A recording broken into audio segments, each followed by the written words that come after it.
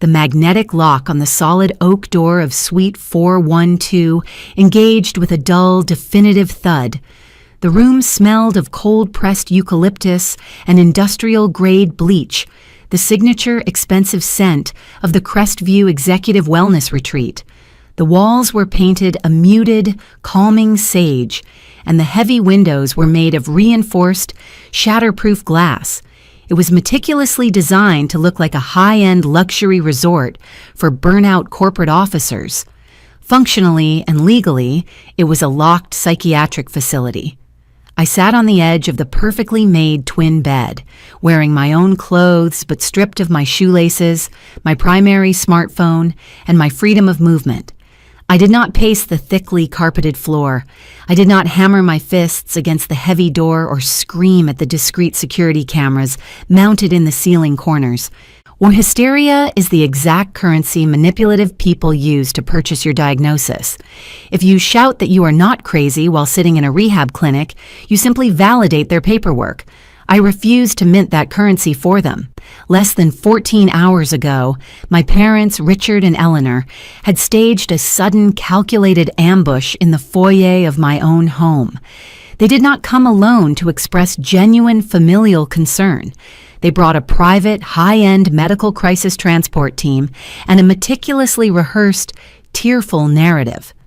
Eleanor had buried her face in her hands, weeping as Richard handed a thick stack of printed affidavits to the transport medics, solemnly declaring that I was suffering from a severe, stress-induced psychotic break, fueled by heavy substance abuse. They told the medics I needed rehab immediately, or framing it perfectly like a desperate, loving intervention. If I had physically fought the transport men in my driveway, or if I had frantically called the police to declare my sanity, I would have handed my parents the exact erratic, resistant, and violent behavior they needed to validate an involuntary long-term psychiatric hold. So, I did not give them a show. I calmly packed a small overnight bag, locked my front door, and walked into the transport van with the chilling compliance of a woman who understands that panic is a luxury, and the real battle will be fought entirely on paper. They were not committing me to save my life. They were committing me to trigger Section 12, Paragraph C of the operating bylaws at Vanguard Logistics, the supply chain software company I founded and scaled to a $60 million valuation over the last 7 years. Incapacity of the founder. If the chief executive is medically certified as incapacitated and admitted to an inpatient care facility, emergency voting proxy, and operational control, automatically transfer to the designated familial stakeholders. At exactly 8 o'clock in the morning, a facility nurse entered my suite and handed me a monitored clinical tablet.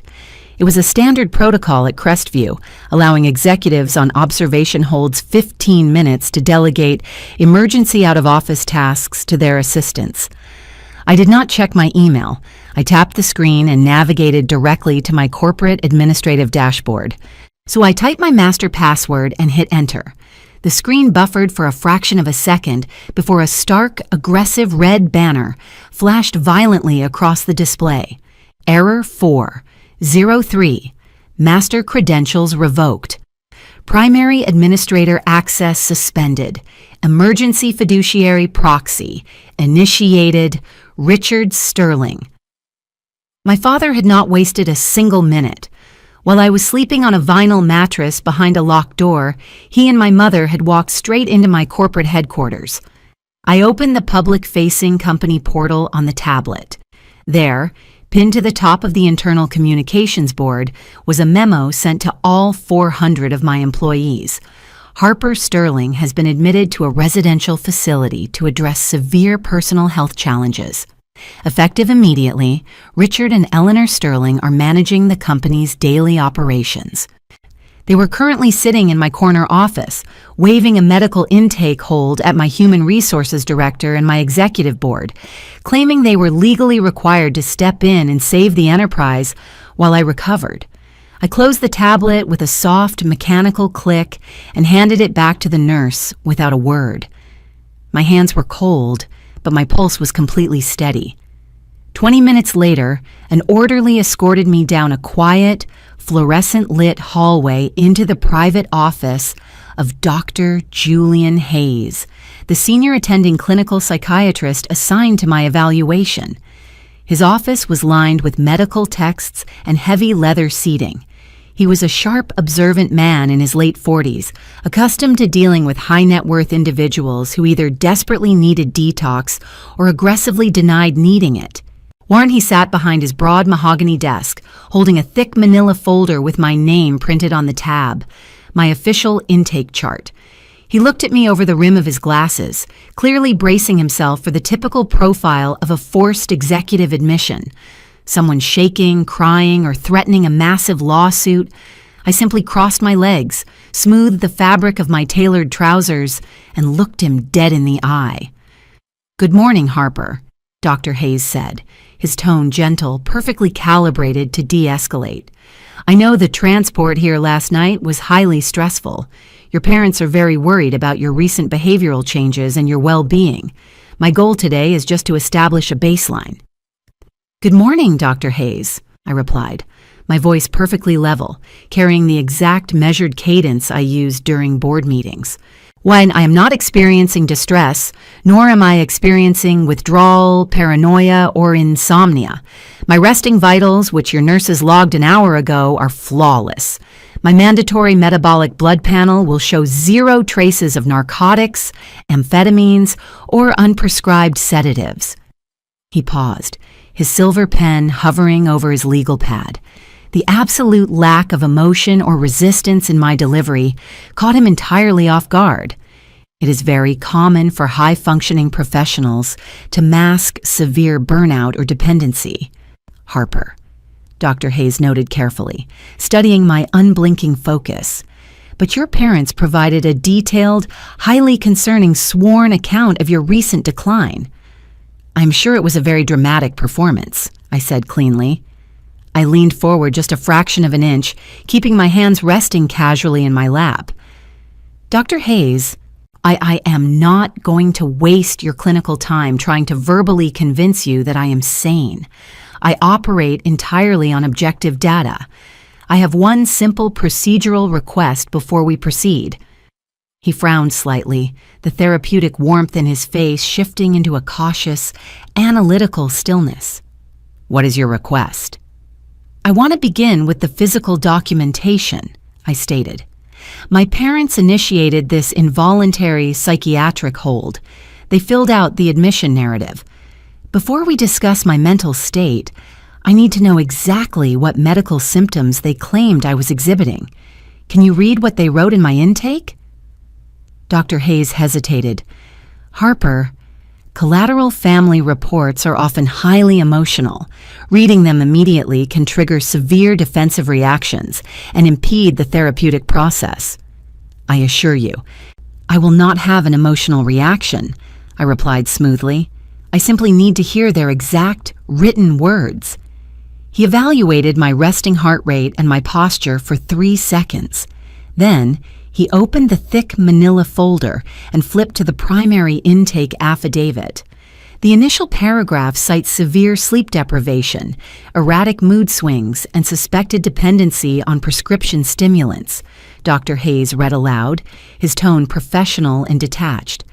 "It notes that you have been increasingly hostile toward family members offering assistance. Standard boilerplate for a fabricated intervention," I noted calmly. "Please continue to the 3rd paragraph." Dr. Hayes cleared his throat and moved his eyes down the page. "The petitioners note that the patient's severe cognitive decline has resulted in an immediate inability to execute fiduciary duties, manage equity distributions, or maintain sound corporate governance," he read. His cadence suddenly slowed. His brow furrowed deeply. He read the next sentence silently to himself, and the professional, therapeutic detachment in his voice completely vanished, replaced by a sharp, sudden confusion. "Read it aloud, doctor," I prompted quietly. Dr. Hayes looked up from the paper, his eyes locking onto mine. The clinical neutrality was gone. "This isn't clinical," Dr. Hayes whispered, the realization hitting him in real time. It's a script. It is a corporate legal strategy, I corrected him smoothly. My mother is not a doctor. She is a manipulative opportunist who copy-pasted the exact legal trigger clauses required by my company's bylaws to execute a hostile takeover. They did not list a single physiological symptom in that third paragraph. They listed financial liabilities. The hum of the central air conditioning was the only sound in the office. Dr. Hayes went completely quiet. He was a psychiatrist, but he was not stupid. He instantly recognized that his medical credentials and his luxury facility were being actively weaponized as a corporate holding cell. If his clinic formally processed my admission under a fabricated medical pretext, he would be legally complicit in corporate fraud. He pulled my chart closer, his eyes scanning the attached legal documents my father had submitted to the clinic's administration to bypass my consent. He pointed the tip of his pen directly to one specific, highly irregular line of text near the signature block. "Harper," Dr. Hayes whispered, leaning across the heavy mahogany desk, his voice dropping into a tense, conspiratorial murmur. "If we document this right, they can't touch your business." Dr. Hayes did not pull his silver pen away from the thick manila folder. The clinical, de-escalating softness he utilized for volatile patients had entirely vanished, replaced by a sudden, razor-sharp professional self-preservation. He was no longer looking at a patient in crisis. He was looking at a massive radioactive legal liability sitting on his mahogany desk. When a family initiates a sudden involuntary residential transport for a severe, unpredictable psychotic break, Dr. Hayes murmured, keeping his voice carefully pitched beneath the ambient hum of the central air conditioning. The legal intake paperwork is typically generated by the mobile crisis unit or the emergency room physician who physically evaluated the patient. He rotated the heavy folder 90 degrees so it faced me directly. But this primary medical proxy was not generated by a hospital, Harper, Dr. Hayes stated cleanly. Look at the notary's seal stamped directly next to your father's signature. I leaned forward just a fraction of an inch, my hands resting perfectly still in my lap. I did not need to squint. The raised blue ink seal was painfully clear against the heavy legal stock. Corinne Aris. Commission expires 2028, State of New York. Corinne Aris is the senior commercial escrow manager at my father's real estate holding firm, I noted smoothly, my voice as flat as a sheet of ice. My parents bypassed a standard clinical evaluation entirely. They brought me straight to a private residential facility using notarized corporate paperwork instead of a legitimate medical referral. Dr. Hayes moved the tip of his pen half an inch to the left, pointing directly at the execution date beneath the notary seal. And they had Corinne notarize this document on Tuesday morning, Dr. Hayes whispered, the gravity of the exposure sinking into his rigid posture. Last night was Thursday, I replied calmly. They stood in my driveway and told the private transport medics I was experiencing a sudden, unpredictable and violent mental collapse. But a sudden medical emergency cannot generate a notarized legal proxy 48 hours before the event supposedly occurs. The silence in the sage green office was absolute. My parents did not orchestrate a medical intervention, doctor, I continued, keeping my breathing perfectly even. They orchestrated a premeditated corporate coup. They needed a luxury holding cell with a mandatory 72-hour observation period to keep me entirely offline while they invoked my company's emergency bylaws, and they are currently using your prestigious facility to execute it. Dr. Hayes sat back in his heavy leather chair. If I had spent the last 20 minutes screaming at the orderly or crying hysterically about my sanity, he would have assumed this was a paranoid delusion fueled by severe burnout. But my resting heart rate, my flawless enunciation, and the undeniable mathematical impossibility of the notary date forced him to read the paper exactly as it was written. If I formally process your involuntary admission and hold you for 72 hours based on a fabricated, premeditated corporate document, Dr. Hayes said slowly, calculating the exact legal ramifications, Crestview Executive Wellness will be actively complicit in corporate fraud, false imprisonment, and extortion. Yes, I agreed cleanly. And when my corporate counsel eventually files the federal injunction, we will subpoena this exact intake file. Your medical signature will be on it. I did not raise my voice. I did not plead for my freedom. I simply laid out the absolute irrefutable logic of his exposure. Altruism is unpredictable, when professional self-preservation is a mathematical certainty. I cannot simply open the locked doors and discharge you right now, Harper, Dr. Hayes stated, his tone turning sharp and procedural. If you walk into your corporate headquarters shouting that you are perfectly sane, your parents will immediately point to your erratic, premature departure from rehab as further proof of a manic episode. They will claim I was medically negligent. I am acutely aware of the tactical disadvantage of a premature discharge, I replied, smoothing the fabric of my tailored trousers. I do not want to leave this facility yet. I want you to do your job with absolute, exhaustive, clinical precision.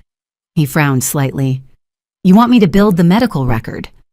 I want you to generate a concrete, time-stamped, medically verified paper trail that absolutely obliterates their fabricated narrative, I said, my voice carrying the exact cadence I used during high-stakes board meetings. I want you to subject me to every psychological evaluation, cognitive stress test, and mandatory metabolic blood panel in your arsenal. I want a comprehensive toxicology screening logged into the state medical database. I want you to formally diagnose me as completely lucid, chemically clean, and psychologically flawless. Dr. Hayes stared at me for 3 full seconds, recognizing the ruthless, calculating competence of a CEO who understood that the real battlefield was documentation. I will order a stat metabolic panel and a full toxicology screen immediately, Dr. Hayes confirmed, picking up his secure office phone. So our internal laboratory can process the blood work in under 2 hours. I will personally conduct the psychiatric and cognitive baseline evaluations. By noon, I will generate an immutable, digitally sealed medical clearance that legally annihilates your father's affidavit. Thank you, doctor, I said. He did not dial the nurse's station yet. He opened a secure, locked drawer in his mahogany desk and pulled out a sleek, unmonitored clinical smartphone.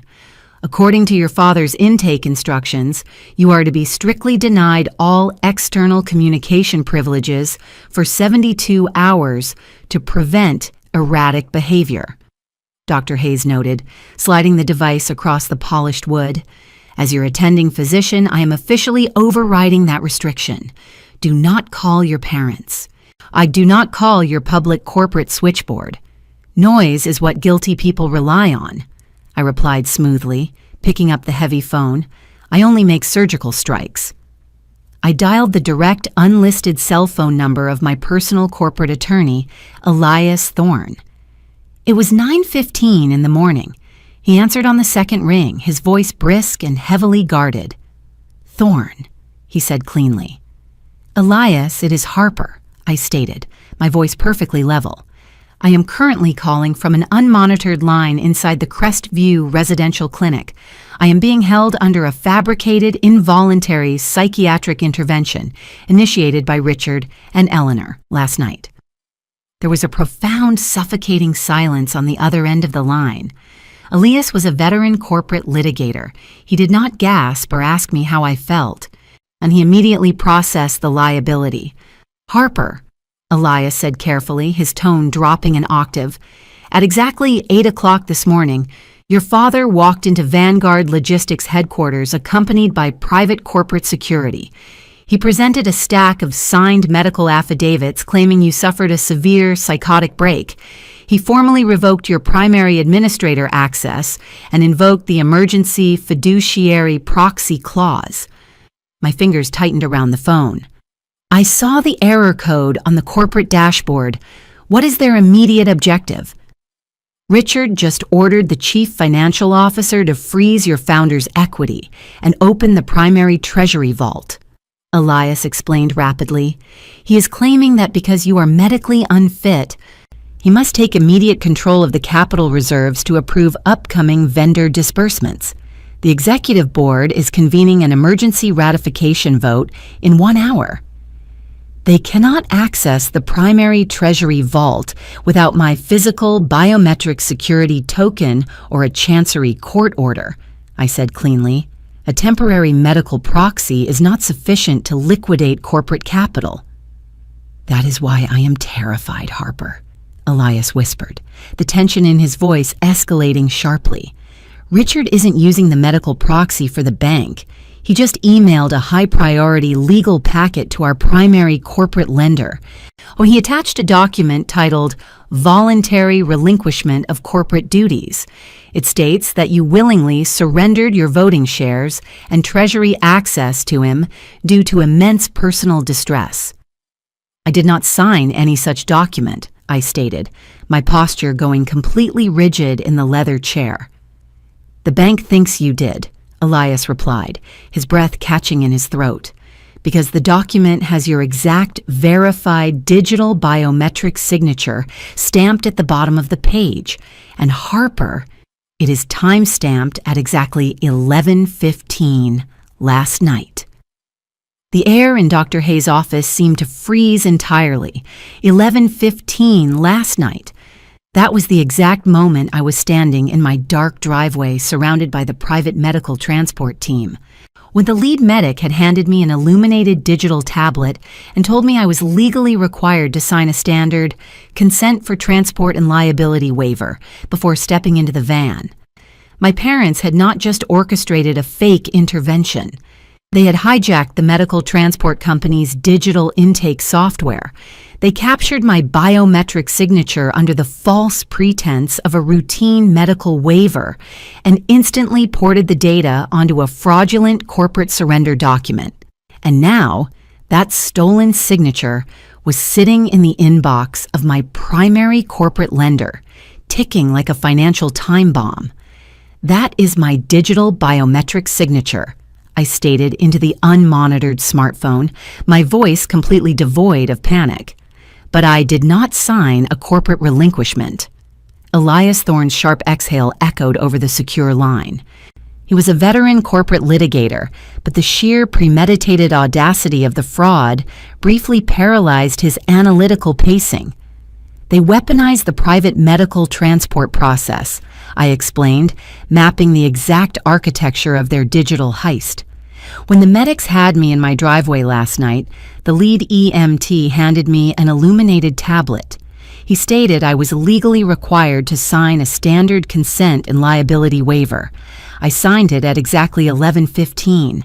My parents hijacked that digital intake software, harvested the biometric signature, and instantly ported it onto their fraudulent corporate document.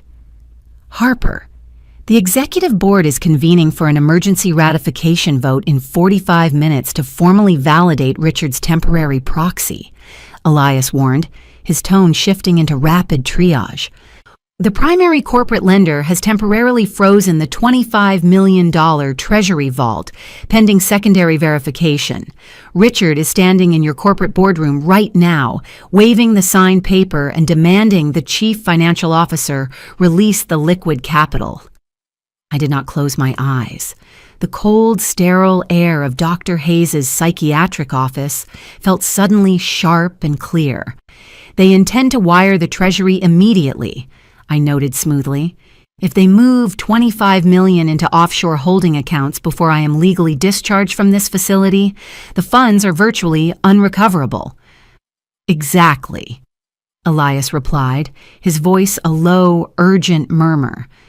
They needed you locked behind a solid oak door without communication privileges for 72 hours so they could claim you voluntarily stepped down due to a catastrophic psychotic break.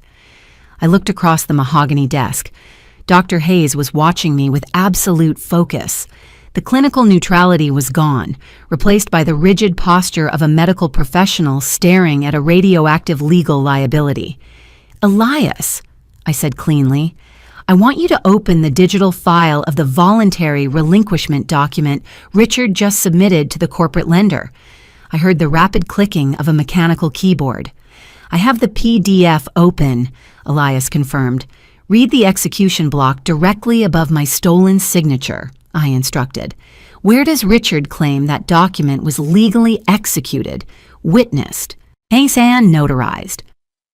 The execution block states the document was signed and formally notarized in Richard's commercial real estate firm in downtown Manhattan. Elias read aloud, "The notary stamp belongs to Corinne Aries." "Perfect," I said smoothly. "Now, Elias, open the digital metadata file attached to the biometric signature itself. I need the exact global positioning system coordinates captured by the tablet at the moment of signing." The silence on the secure line was profound. Elias instantly recognized the trap. "Harper," Elias whispered, the realization hitting him. "The GPS coordinates embedded in the signature file pinpoint the device exactly to your residential driveway. It is a geographic impossibility. You cannot legally execute a document in a commercial office in Manhattan when the digital signature proves you were physically standing in the suburbs interacting with medical personnel. My parents were too arrogant to alter the boilerplate legal text of their forged corporate document," I stated cleanly. "But we are not finished. Dr. Hayes?" The senior psychiatrist stiffened slightly. "Yes, Harper." "Does the private medical transport team log physiological metrics during an involuntary transfer?" I asked.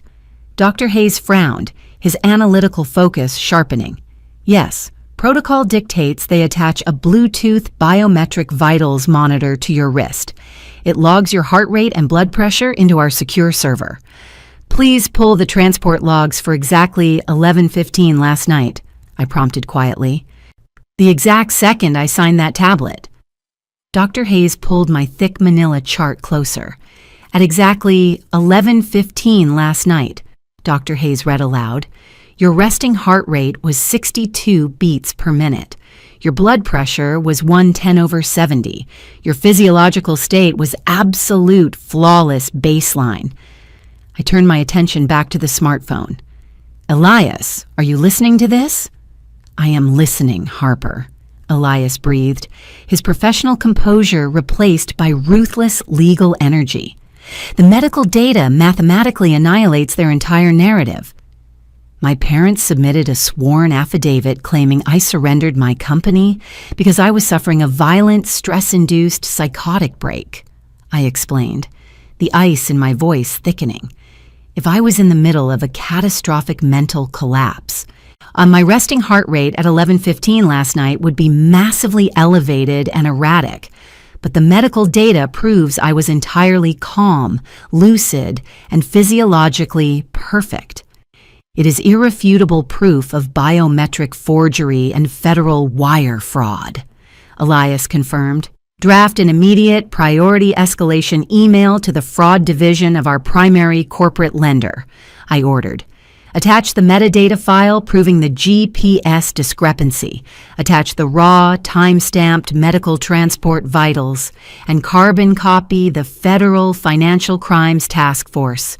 Do not warn Richard. Let him dig his own grave." "I am sending the escalation packet right now," Elias confirmed, his keyboard clattering violently. "Once the bank sees the irrefutable data, they will lock down Vanguard Logistics and flag Richard for extortion." "Executed," I said cleanly. Now I hung up the phone and pushed it back across the desk. I smoothed the fabric of my tailored trousers and crossed my legs. "Dr. Hayes," I said softly, the silence heavy and absolute, "I am ready for my blood panel and cognitive evaluation. We have a board meeting to attend." Dr. Hayes did not waste a single second. He pressed the intercom button on his desk. "Nurse Evans," Dr. Hayes ordered, his voice echoing with sharp authority. Bring a stat metabolic panel kit, a comprehensive toxicology screening array, and a mobile cognitive assessment terminal to my office immediately. Page the internal laboratory director for priority processing. This is a code red diagnostic escalation. For the next 90 minutes, I did not act like a terrified psychiatric patient. I acted like a CEO, executing a hostile audit of my own medical file. And I sat perfectly still under the harsh fluorescent lights as the phlebotomist drew 3 vials of blood. I answered Dr. Hayes's cognitive stress tests with rapid, unblinking accuracy, reciting complex logistical algorithms without a single hesitation. I gave them absolutely nothing to diagnose except ruthless competence. At 10:45 in the morning, Dr. Hayes sat back down behind his dual monitors. He tapped his spacebar. The screen refreshed, displaying a dense grid of green verification checkmarks. Toxicology screen is absolutely negative for all narcotics, amphetamines, and unprescribed sedatives. Dr. Hayes read aloud. Metabolic panel is flawless. Cognitive stress tests demonstrate peak executive function. There is 0 clinical evidence to support a single claim written in your parent's intervention affidavit. He typed his master physician credentials into the state medical database and digitally signed the comprehensive clearance report. He hit print, and the heavy industrial laser printer hummed to life. "Harper," Dr. Hayes said, handing me the crisp, warm paper. "You are officially, medically, and legally sane. You are discharged." I took the paper, unzipped my overnight bag, and pulled out my tailored corporate blazer. I slipped it on, the transformation from captive patient to apex predator complete. Dr. Hayes did not offer me a patronizing smile or a gentle therapeutic platitude. He understood precisely what was about to happen. He reached across his heavy mahogany desk and pushed my personal effects toward me. Were your communication devices, your corporate key card, and your physical identification, Harper, Dr. Hayes said, his tone strictly procedural. I have officially discharged you from Crestview Executive Wellness against the explicit instructions of your familial proxy. You are medically, physiologically, and legally cleared. I've also forwarded a digitally sealed copy of your toxicology and cognitive baseline reports directly to your attorney's secure server. I took my belongings and placed them into my overnight bag. I did not pause to express emotional gratitude. I simply nodded once, folded the immutable, time-stamped medical clearance, and slid it into the inner pocket of my tailored corporate blazer. He had not saved me out of altruistic kindness. He had saved his own medical license from a catastrophic federal subpoena. And that was exactly the clinical transaction I needed. The walk down the quiet, fluorescent-lit hallway felt radically different than the walk in. The oppressive institutional weight of the locked psychiatric wing vanished entirely, replaced by the lethal, mathematical focus of a counter-offensive strike. When I reached the pristine, marble-floored lobby, the heavy glass double doors slid open, and I walked into the crisp, bright, mid-morning air. Elias Thorne's sleek black executive town car was idling silently by the polished stone fountain in the circular driveway. Elias stood by the open rear passenger door, his suit immaculate, holding a locked leather briefcase and a secondary tablet displaying real-time corporate telemetry. "Harper," Elias said cleanly, handing me the illuminated tablet before I even sat down. The executive board at Vanguard Logistics convened for the emergency ratification vote exactly 12 minutes ago. They are currently sequestered in your primary boardroom on the 40th floor. I slid into the cool leather seat, pulling the heavy door shut and sealing us in a soundproof environment. Elias climbed into the front passenger seat, tapping the glass partition for his driver to accelerate immediately. "And the $25 million Treasury vault?" I asked, looking at the blinking indicators on the screen. The primary corporate lender placed a hard, multi-institution freeze on the capital reserves precisely 90 seconds after I uploaded your biometric discrepancies and the transport GPS coordinates to their fraud division, Elias murmured, his tone dark and clinical as the wealthy suburban estates blurred past the tinted window. Richard is currently standing in your headquarters, completely unaware that his access to the money is permanently blocked. He is actively screaming at your chief financial officer, claiming the bank freeze is a minor routing error and demanding the board execute a manual override wire. "Where is the manual wire routed?" I asked, my voice dropping into a low, dangerous murmur. "Coastal Fidelity," Elias replied dryly. "The exact commercial holding bank where your mother's private wealth manager operates. They were trying to offshore the liquid capital before you even finished your first group therapy session. But the lender did not just decline the manual wire, Harper. They immediately forwarded the forged voluntary relinquishment document to the federal authorities. The drive to Vanguard Logistics headquarters took 38 minutes. I did not text my mother to demand an explanation. I did not call my father to scream about his absolute betrayal. Noise is the oxygen that guilty people use to breathe life into their lies. I was about to suffocate them with procedure. When the black town car pulled up to the soaring glass and steel facade of my corporate building, I saw Richard's heavy luxury sedan parked arrogantly in my reserved CEO space. I stepped out of the vehicle, smoothing the lapels of my tailored blazer. I did not pause. I walked straight toward the heavy glass revolving doors, flanked closely by Elias. A massive, the thick-necked security guard in a dark suit stepped immediately into my path, holding up a heavy, calloused hand. "Ma'am, the executive floor is entirely locked down for a priority board meeting. Richard Sterling has ordered strict access control." I did not argue with a mercenary. I simply looked at Elias. Elias stepped forward, pulling a heavy, stamped document from his briefcase.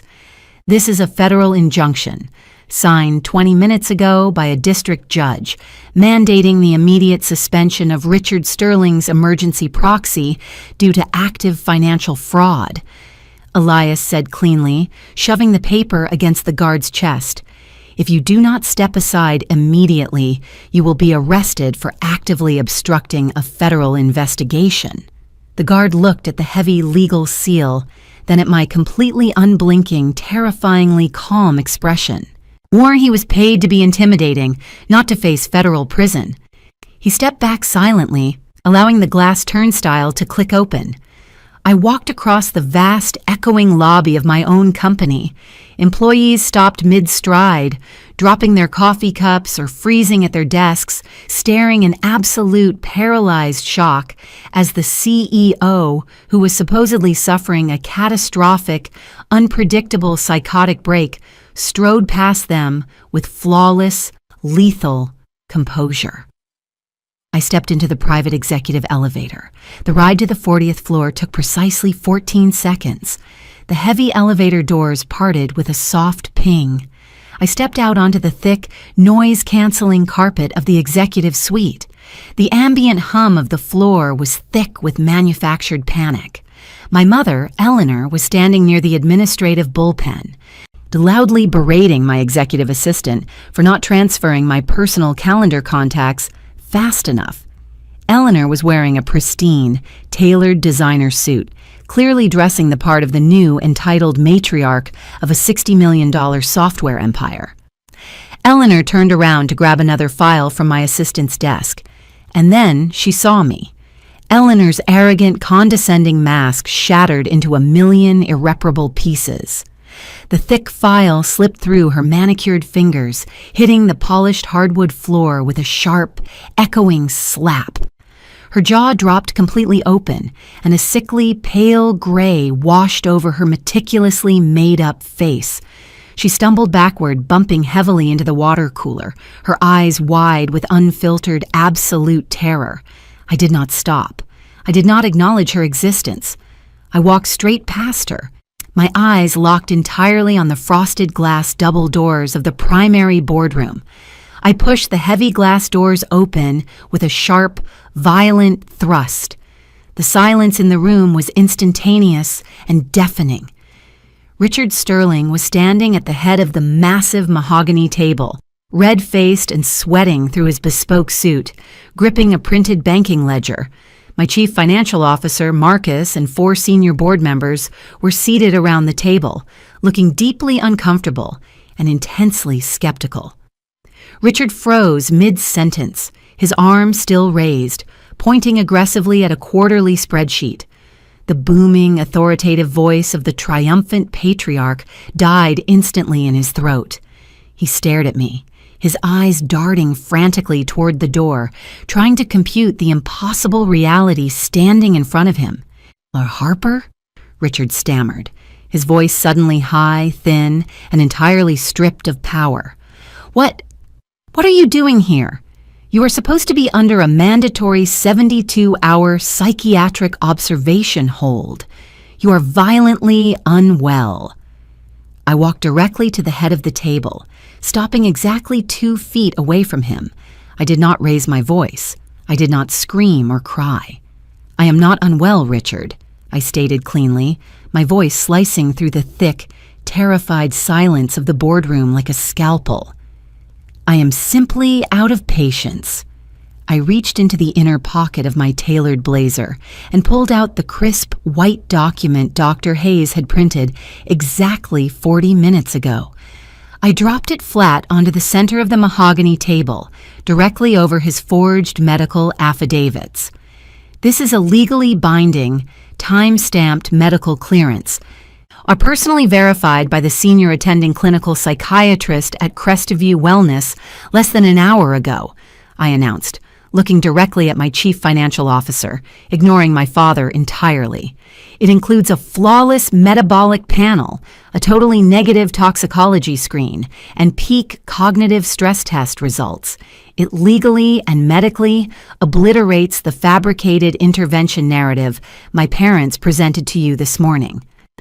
Marcus practically snatched the paper off the table, his eyes scanning the state medical seal and the dense grid of green verification checkmarks. He let out a massive, shuddering breath of relief. "She is completely clean," Marcus confirmed, looking around the table at the stunned board members. "The medical hold is entirely invalid." Richard's chest began to heave visibly. His survival instinct kicked in. And he immediately tried to pivot his narrative, desperately trying to salvage his corporate coup through sheer volume and intimidation. "That clearance is a mistake," Richard shouted, slamming his hand down on the mahogany table, trying to forcefully reclaim the room. "Harper manipulated the clinic. She is highly erratic. She voluntarily signed the relinquishment document last night in my real estate office. I have the notarized proxy right here." He grabbed the heavy legal stock bearing his forged notary seal and shoved it toward the board members. "She surrendered the company to me. You have to ratify the treasury transfer." I did not blink. I crossed my arms and tilted my head slightly. "I did not sign that document in your office, Richard," I replied, my voice dropping into a cold, lethal whisper that carried across the entire room. "When I signed a medical transport consent waiver in my driveway at exactly 11:15 last night. You digitally harvested my biometric signature and illegally ported it onto that corporate proxy." Richard's face flushed a violent dark red. "You cannot prove that," he hissed, his panic spiraling into raw desperation. "My notary officially stamped it." "Corinne Eris committed federal notary fraud," I corrected smoothly, gesturing for Elias to place the digital metadata printouts on the table. "Because the digital metadata embedded in the signature file you just emailed to our primary corporate lender contains the exact global positioning system coordinates of the tablet. The GPS proves I was physically standing in the suburbs interacting with medical personnel, not sitting in your Manhattan office." Richard stopped breathing entirely. The heavy legal document slipped from his hand, fluttering uselessly to the floor. The arrogant, bulldozing architect of my destruction vanished into thin air, replaced instantly by a man realizing he had just anchored a federal felony to a verifiable digital footprint. "And Richard?" I added, my voice devoid of any familial warmth. A sudden, violent, psychotic break would elevate my resting heart rate significantly. But the transport medics logged my vitals via a Bluetooth monitor the exact second I signed that waiver. My heart rate was 62 beats per minute. I was biologically flawless. Your entire narrative is a mathematical impossibility.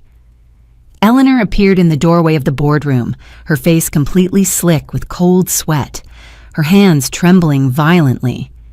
"Richard," she whispered, her voice cracking into a high-pitched sob. "Richard, there are men downstairs. They are wearing tactical vests." The words "tactical vests" hung in the pressurized, soundproofed air of the Vanguard Logistics boardroom, like a physical detonation. The ambient, polite hum of the corporate executive suite seemed to vanish entirely. The 4 senior board members seated around the massive mahogany table slowly lowered their hands from their laptops, exchanging wide-eyed, silent glances before quietly pushing their heavy leather chairs back from the polished surface. My chief financial officer, Marcus, did not say a single word. He simply folded the verified medical clearance I had handed him and stepped deliberately away from Richard Sterling. Richard's face underwent a catastrophic, irreversible transformation, and the calculating patriarch who had just attempted to extort $25 million from his own daughter completely evaporated. He looked at the heavy, frosted glass doors, then at Eleanor trembling in the threshold, and finally at Elias Thorne's perfectly neutral, unforgiving expression. "Elias, you need to call the primary lender immediately," Richard stammered, his voice cracking, entirely stripped of its usual booming boardroom authority. "You need to call Coastal Fidelity right now and tell them this was a massive miscommunication. Tell them the primary founder is present and the legal proxy was submitted in error." "I am the general counsel for Vanguard Logistics, Richard," Elias replied, his voice a flat, uncompromising line of fiduciary protocol. "I do not work for your real estate holding firm, and I cannot call off a federal response for a Class II felony committed against this corporation. The bank has already locked the forged, voluntary relinquishment document inside their fraud queue, and I have secured the digital metadata proving your biometric forgery. The timeline is completely out of my hands." Eleanor let out a sharp, ragged gasp. Her meticulously crafted persona of the patient, long-suffering mother shattered into a million irreparable pieces. She stumbled backward, her designer heels catching awkwardly on the thick corporate carpet until she collided heavily with the glass wall. "Richard, do something," Eleanor hissed, her voice vibrating with raw, unfiltered panic. She grabbed his arm, her manicured nails digging fiercely into the expensive fabric of his tailored suit. "Tell them to delete the corporate application file. We did not actually take the treasury wire. The money is still in the company vault. It is a victimless mistake." "A victimless mistake?" I repeated, my voice slicing through her rising hysteria with surgical precision. "You intercepted my physical freedom to fund an offshore account. You fabricated a medical emergency to lock me inside a psychiatric facility. You conspired with your employee to commit federal notary fraud, and you attempted to liquidate my primary corporate treasury. The fact that the banking system caught you does not mean you are innocent, Eleanor. It simply means you are mathematically incompetent." Richard forcefully pulled his arm out of Eleanor's frantic grip. His chest was heaving, his heavy silver watch catching the harsh fluorescent light as his hands began to shake uncontrollably. He looked toward the exit again, his eyes darting wildly as he calculated his rapidly diminishing odds of escape. "We are leaving the premises," Richard announced, his voice raising an octave in sheer desperation. He grabbed Eleanor by the elbow and gestured wildly at the boardroom doors. We are walking out of this building right now. They cannot legally hold us here without a formal warrant." Richard took 2 fast, aggressive steps toward the frosted glass exit doors. He did not make it to a third. The heavy glass doors pushed open from the outside, and the ambient noise of the executive floor spilled into the silent boardroom. 4 individuals stepped into the room. 2 uniformed city police officers, and 2 plainclothes detectives wearing dark tactical vests emblazoned with the Financial Crimes Task Force insignia. The lead detective walked purposefully toward the mahogany table, holding a gold shield up to the fluorescent light and locking eyes directly with Elias Thorne. Richard's survival instinct kicked in immediately. He abandoned his desperate cornered posture and rushed toward the detective, instantly adopting the smooth, persuasive tone of a concerned, wealthy patriarch attempting to manage a service error. "Detective, thank goodness you have arrived," Richard said, his hands raised in a gesture of practiced diplomacy, forcing a tight, anxious smile. "This is a terrible, escalating family misunderstanding. My daughter Harper has been dealing with severe psychiatric distress. When we merely secured a temporary medical proxy to ensure her corporate assets are protected while she seeks inpatient treatment. She is paranoid and lashing out at her mother and me." The detective did not shake Richard's extended hand. He did not even look at him. He looked directly at Elias. "I am Detective Russo, Financial Crimes Task Force," he stated, his voice a low, gravelly hum that demanded total, immediate compliance in the room. "We received an automated priority escalation from your primary corporate lender, corroborated by a direct digital fraud report filed from this specific corporate legal department. I am Elias Thorne, General Counsel for Vanguard Logistics," Elias replied, his voice echoing with cold, institutional authority. "The man currently speaking to you just presented a forged corporate relinquishment document to attempt to bypass a hard treasury freeze. The file in my hand contains the digital metadata proving he hijacked a medical tablet to steal the CEO's biometric signature. Furthermore, he just used the forged legal proxy to attempt a $25 million capital liquidation." Richard's mouth opened, but the smooth, diplomatic words died in his throat. A sickly, pale gray washed over his face. I stepped forward. I did not raise my voice to compete with my father's lies. I simply tapped the crisp medical clearance resting on the mahogany table. "My name is Harper," I said calmly. "The medical proxy my father submitted claims I am suffering a catastrophic psychotic break. On this document is a time-stamped medical clearance from the senior attending psychiatrist at Crestview Wellness, printed exactly 45 minutes ago, proving I am biologically and cognitively flawless. My parents forged a medical crisis to execute a corporate coup." Detective Russo looked down at the medical ink. He looked at the digital metadata file. He did not need a tearful confession or a dramatic breakdown. He had a mathematical, biological impossibility. He turned his attention back to Richard. "Sir," the detective said, his tone devoid of any sympathy, "a family dispute is an argument over a holiday dinner. A notarized biometric forgery used to attempt a $25 million corporate liquidation across state lines is a Class 2 federal felony." Eleanor let out a piercing, breathless gasp. "Oh, we did not actually take anything," she shrieked, pointing a trembling, manicured finger at me, tears ruining her expensive makeup. "The massive wire transfer did not even go through. No one lost any actual money. You cannot arrest us for trying to protect our own daughter's company." "Ma'am," Russo replied, smoothly unholstering a pair of heavy steel handcuffs from his tactical belt. "You successfully defrauded a medical transport company and a private psychiatric facility to falsely imprison a corporate officer. The fact that the bank caught your secondary financial attempt does not legally erase the first." The boardroom fell dead silent as the cold metal cuffs clicked sharply around Eleanor's wrists.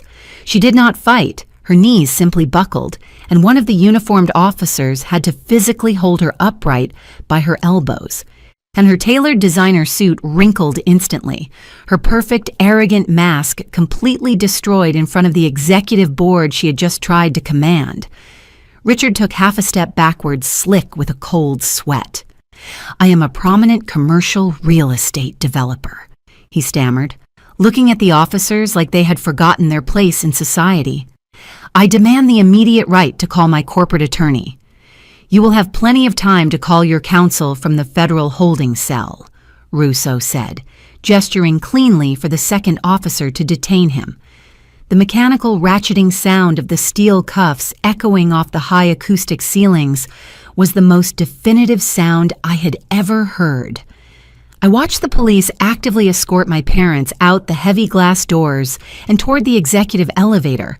I did not feel a sudden or emotional rush of triumphant joy. I just felt the quiet, steady relief of a closed system functioning exactly as designed. Marcus turned to me. "The emergency fiduciary proxy is officially dissolved from the corporate charter," he confirmed, walking back to his terminal. "The $25 million Treasury vault is securely locked under your primary biometric protocol. They did not touch a single cent of our actual operating liquidity." I nodded once, buttoned my tailored blazer, and took my seat at the head of the mahogany table. 3 weeks later, the paper trail finalized their absolute ruin. The State Notary Commission permanently revoked Corinne Aris's license.